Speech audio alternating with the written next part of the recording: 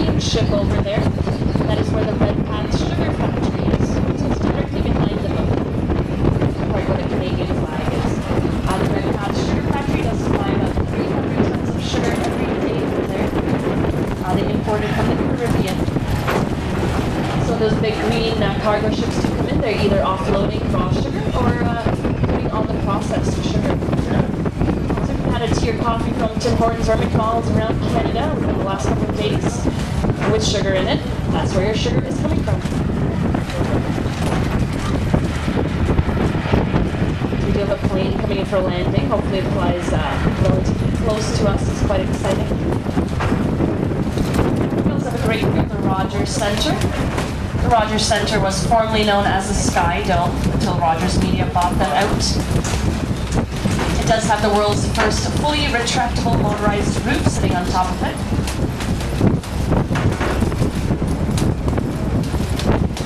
And the dome does take about 20 minutes to operate and costs about $10 in electricity to go over.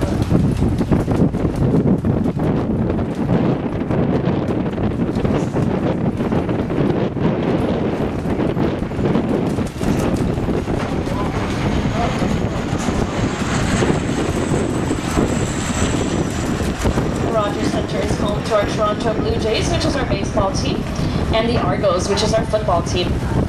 It is open year-round, and they do offer tours around the Rogers Centre if you wanted to go in and take a look around. And the Rogers Centre as well attracts lots of big celebrities to come and perform every year. I know Madonna, U2, all the big names, if you've heard about them, they've probably performed at the Rogers Centre at some point in their careers.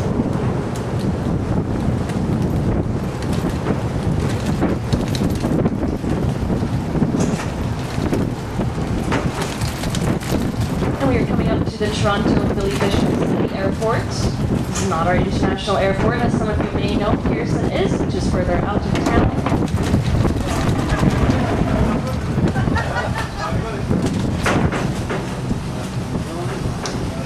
This airport is one of Canada's busiest airports with the most number of takeoffs and landings. They are also home to the School of Aviation.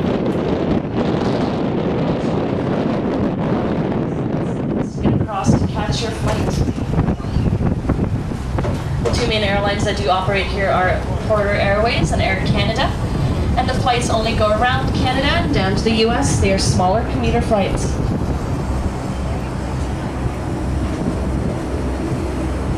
And there are currently no tunnels or bridges that connect the city to the islands, but they are currently building an underwater tunnel. You can't see the construction because it's all under the water. It's going to be about 2 kilometers long and cost about $20 per person to cross. Currently, the only way to get across here is by water taxi or the public ferries, which cost $7 for a two-way ticket.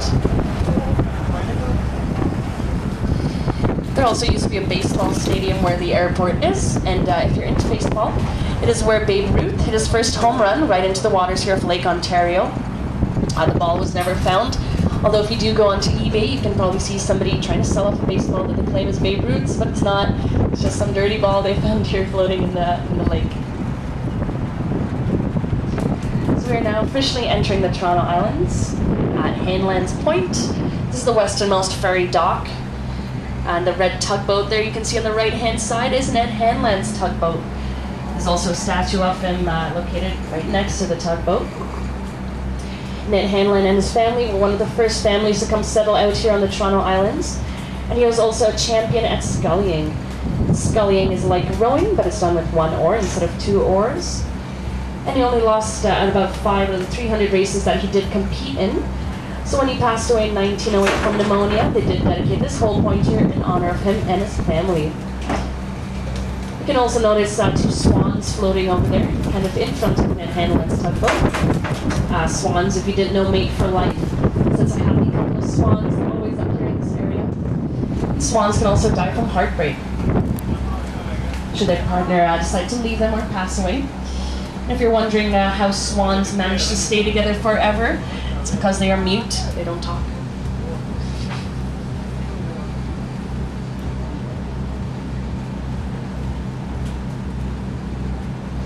So the Toronto Islands are collectively made up of 17 separate islands. Most of the larger ones are connected by bridges, but a lot of the smaller ones are isolated, and you can only get there by canoe or a smaller boat.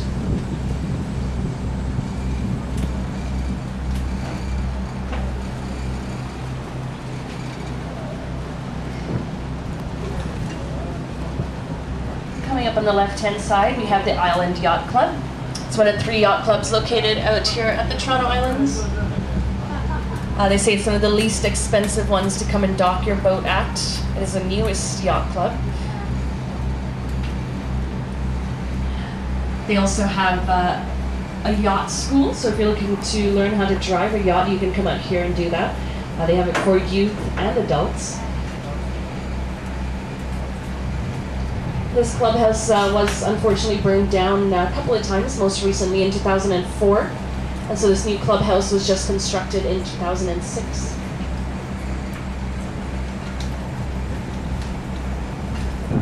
There are lots of beautiful yachts at this yacht club, and a lot of interesting ones. There's one coming up along the second pier. It's docked right at the front. It's called the Chicken Soup 6. That yacht was previously owned by Campbell's Soup Company.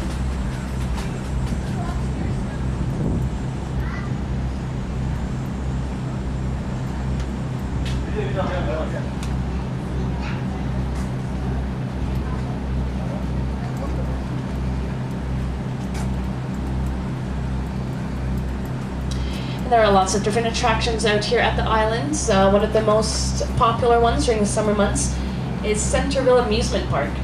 It is a smaller amusement park which is located on Center Island. We'll be able to see the entrance of it coming up along the long waterway on the left-hand side, all the way down, kind of where that boat is going.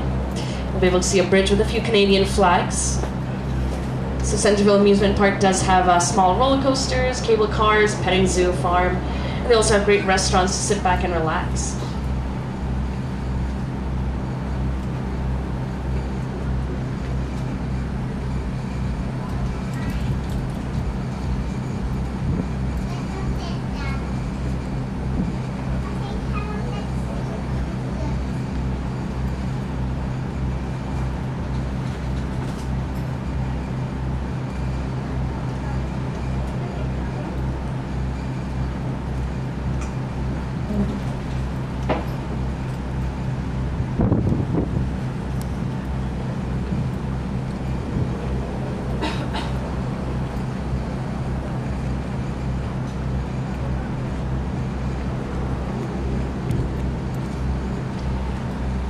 There are also about 300 homes out here at the islands. We won't be able to see any today. They're a little bit further in, away from all the traffic. The homes are owned by the municipal, which means they are rented out. They run on 100-year leases, and the current waiting time is about 30 years to get a place out here. Nobody wants to give up their property out here if you are renting a place. They normally just hand it down to the next generation or close friends and family. There's also a community center, a church, and a school out here. And with the school, 85% of the students do take ferry transportation every day from the city to come out to their classes. And only 15% actually originate from the islands itself.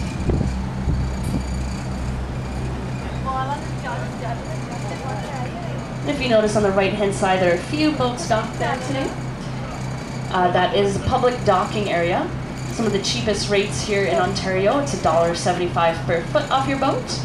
And you can drive your own boat out here and dock along the water's edge and jump off. Enjoy a nice picnic or barbecue. It was really busy here in the summer every weekend. There's loads of people taking advantage of our good weather.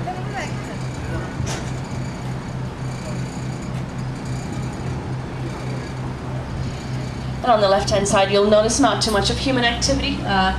That is a bird conservatory area, so no humans allowed on that side. And there's lots of different wildlife out here at the islands. There's coyotes, foxes, great American beavers, snowy owls if you're fortunate enough to see one. There's snakes on land and in the water. There's turtles, but nothing too dangerous. They're all fairly calm animals. The most dangerous thing out here is the poison ivy, which is for the most part marked with red spray paint all along the islands, so you're pretty safe going for walks on any part of the islands.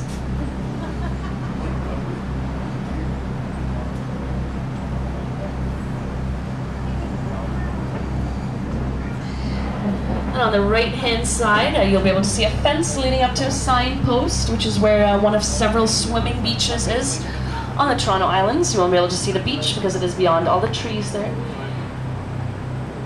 That beach is unique. It is Hanlan's Point Beach. It is Canada's second clothing optional beach. The other one is Wreck Beach in Vancouver. The funny thing about this beach is, though, you can only nude sunbathe, but you cannot go into the water without your clothes on, because the land and the water are owned by two different parts of our city, which makes things a little bit complicated. The water quality out here is really nice, since the beaches do face outward into the open waters. And they are never crowded. You can always find a spot to sit back and relax.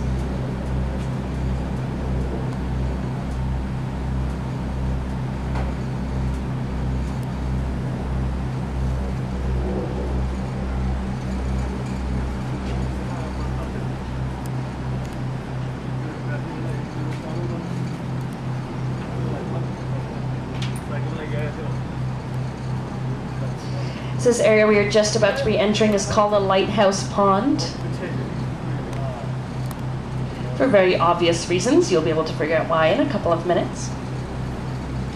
This area here is really good for fishing. You can catch largemouth bass, trout, pike, and even salmon in the right season,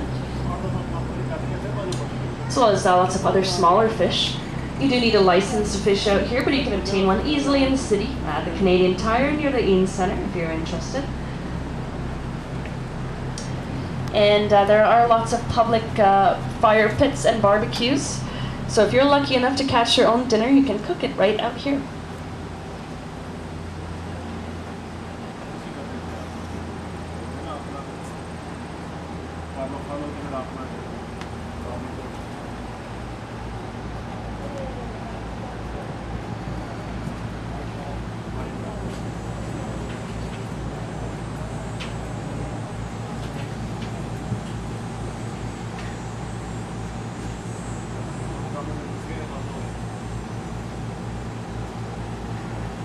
On the right-hand side coming up, we have the Trout Pond, where they spawn lots of trout just beyond these trees. It's a really beautiful area. You can normally see people going in to fish, or even larger birds going in to catch their dinner.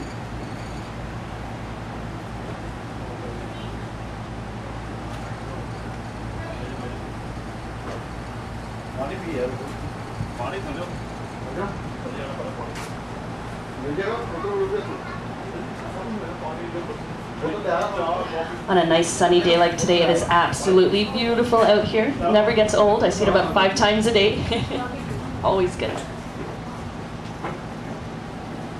And coming up, we have Gibraltar's Point Lighthouse. This is one of the first structures built out here at the islands. It is also the oldest existing lighthouse on the Great Lakes. It used to be a lookout tower for large ships that were coming over from Rochester, New York, in preparation for the War of 1814, which never really affected Canada. And it is also home to Toronto's first unsolved murder. So the first lighthouse keeper, J.P. Radamuller, used to work up at the tower.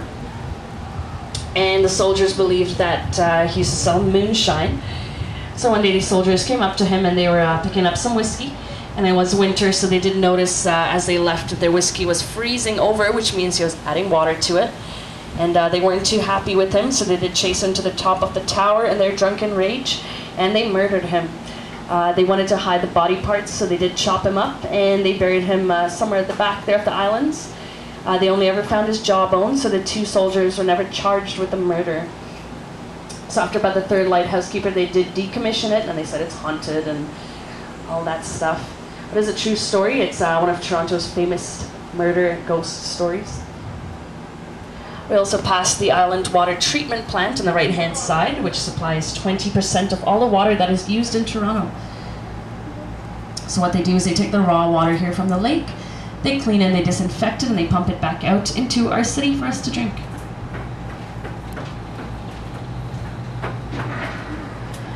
So we will be taking a short break from the narration now, let you guys enjoy the beautiful sights and sounds of the islands itself. I will be back on the microphone as we do get closer into the Toronto Harbour again. If you have any questions, you can feel free to ask me. I'll be around.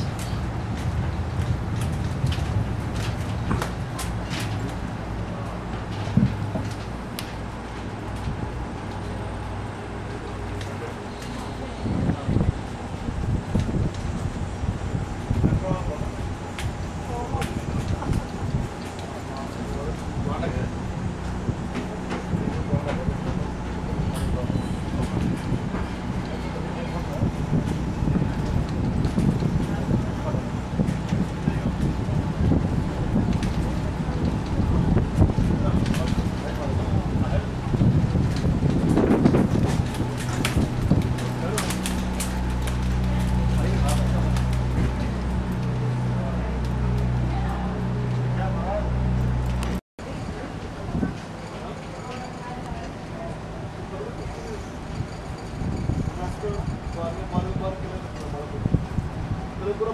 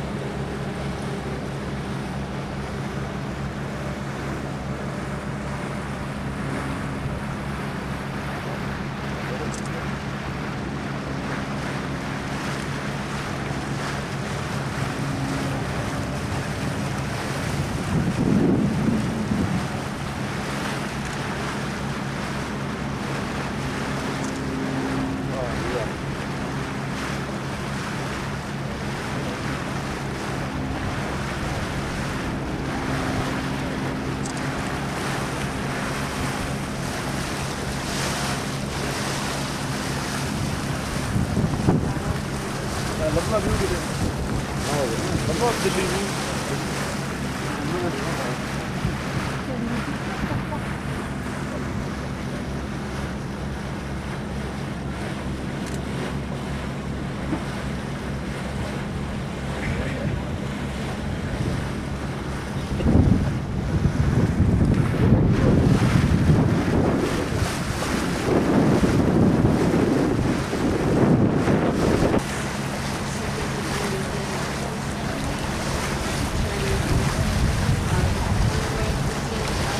हवाई हो खोल के ना वो बंद नहीं ना open हो गया सारा ओपन से आ गया था